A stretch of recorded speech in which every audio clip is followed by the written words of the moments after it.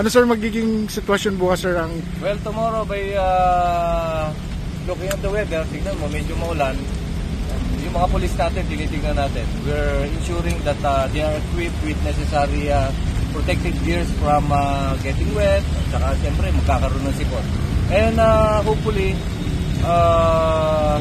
lahat ng magrarally to air their grievances ay hindi naman ganito kainit. Sana hindi ganun kainit ang ulo. Because we are with them para padatalihin ang kaayusan. We are here to maintain peace and order, hindi kami kalaban.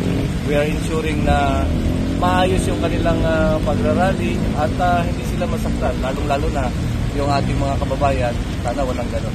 Sir, hanggang ano sila papayagan bukas?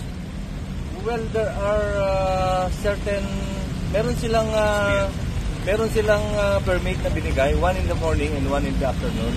And hanggang 8 p.m. 6 p.m. Pag hindi sila sir umalis ng 6 p.m.